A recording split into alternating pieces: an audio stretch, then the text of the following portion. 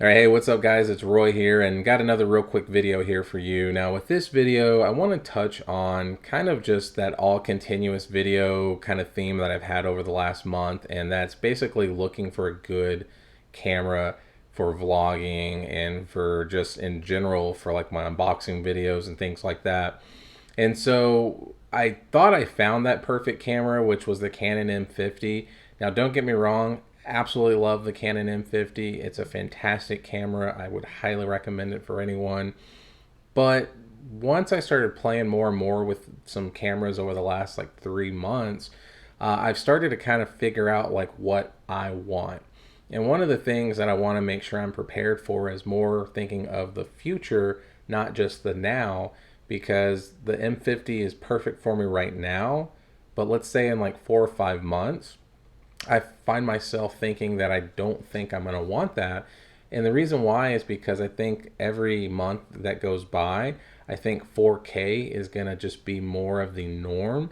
And just kind of like how 1080, back in the day, 720 was the ooh and ah, and then 1080 took over, and now 1080 is the norm, which, I'm recording in 1080 right now. But the 4K is very unusable on that Canon M50. And so it just kind of made me want to realize or kind of rethink like, what am I wanting out of my camera? Like, what kind of performance am I wanting? Now, granted, there are some things I really do love about the M50, like that full touchscreen, and just the user-friendly kind of menus and things like that are just something that really stands out. But at the end of the day, do I want a better camera and sacrifice the touchscreen?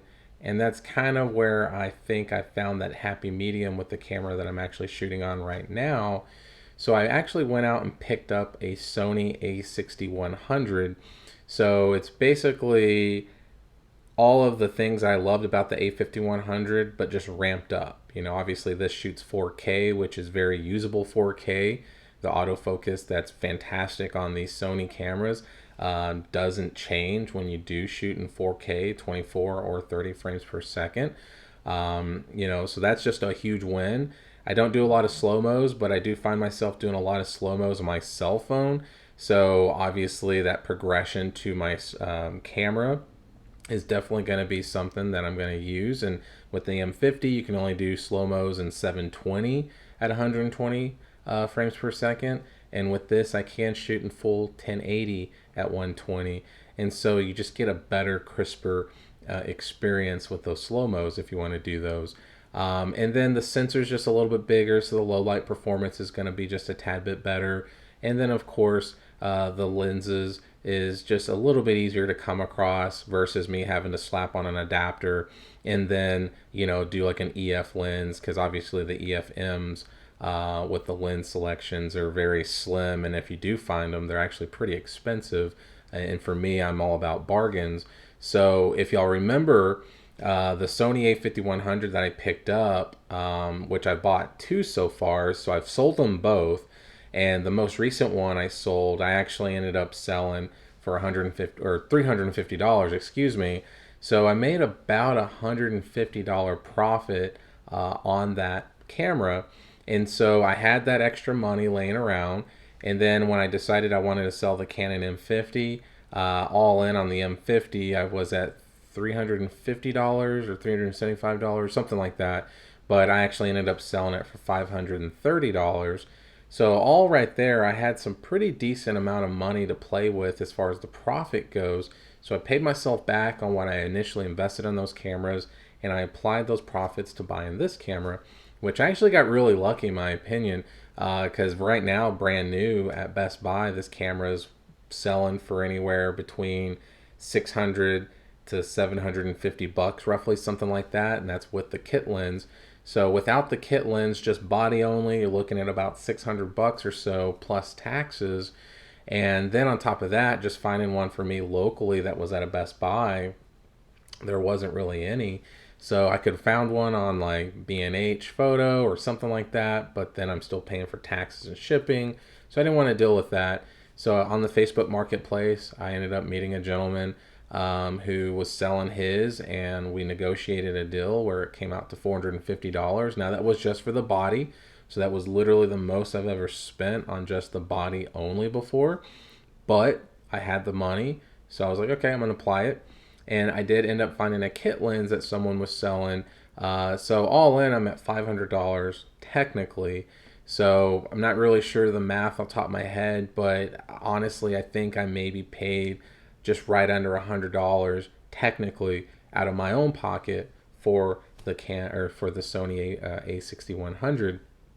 So it's just kind of that all evolving like mold of clay where, like I said earlier in some other videos, that literally you can get the camera that you want.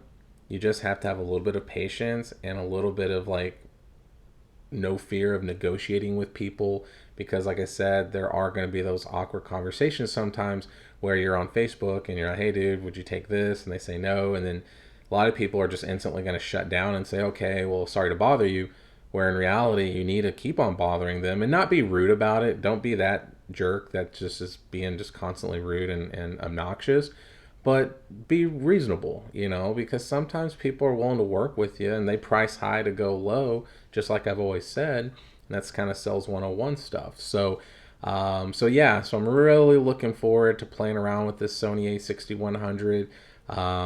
I did invest in a new microphone, which I'm actually using right now. I have it mounted just on the side of the camera, because if I mounted it on top on the hot shoe of the camera, then it would completely block the screen and I wouldn't be able to see myself. So today at some point, it's out for delivery. I did buy a small rig for the camera, and then I did buy some cold shoe mounts that I can use and mount some stuff in various areas on that small rig. I did buy 2 new batteries as well that should be coming in today, and then I also did buy a tempered glass screen protector for the screen, because it is in pristine condition, like not a scratch on this thing. The guy literally said he bought it for his wife, and he is a professional like wedding photographer. He was trying to get her involved a little bit, and so she literally used it once, he said, and it's just been sitting on the shelf. So I definitely got a heck of a deal in my opinion. So anyways, yeah, so that's kind of what I got right now. So from here on out, I think, to be honest with you, I would be absolutely shocked that I switch from this camera, unless just something ridiculously crazy comes out. The only thing that this camera is really lacking, in my opinion, is not having in-body image stabilization, which is something that I really, really want in a camera. But I have been looking at some gimbals and things like that, and to be honest with you, you know, not having IBIS inside the camera is okay with most of the lenses having image stabilization, or like with Sony's OSS. You know, you're still getting a pretty decent stabilized video. It just really depends on like what you're doing. If you're running or whatever, you know, a gimbal really is going to be the only way to get some really good footage when you do that. And I've actually been kind of negotiating with someone on a Zhiyun Crane Plus, which I'm hoping he takes my offer, because I offered him $100 for it, and he's kind of thinking about it, which is crazy because those are like $350 at Best Buy right now still. So really hoping he you know, bites on that. But yeah, so that's the only thing that I could see myself ever upgrading from this camera. The other problem with this A6100 is there's no picture profiles as far as like S-Log or anything like that. So if you want that more cinematic footage, you know, this camera might not be the one for you. But I have seen some Facebook tutorials, or YouTube tutorials, excuse me, where people have kind of set their own flat profile, and that's something I'm going to do. So yes, I don't have the cinematic profiles that like the A6400 or the A63 or A6500 or A6600 have, but I can get close, because when I color grade in post, if it's just a nice flat profile, I think it's still going to turn out pretty decent looking. But right now I'm just shooting in the standard mode, so I haven't even really tweaked that or anything like that. So, but yeah, guys, so anyways, that's what I got. If you like the content that you see here, please check out my other videos. I do a lot of unboxing videos of earbuds, and do a lot of like reviews and things on my cell phones that I have. Like currently I actually switched back to a Pixel. So yeah, just something to be said about a Google Pixel device. I don't know. I just absolutely love them, and the cameras are fantastic. And a lot of times I'll use this camera and mount it on like a tripod in front of me if I'm trying to show off things about the camera. So yeah. So anyways, that's it, guys. Subscribe, hit that like button. But other than that, just kind of wanted to give y'all a heads up on the A6100 that I have.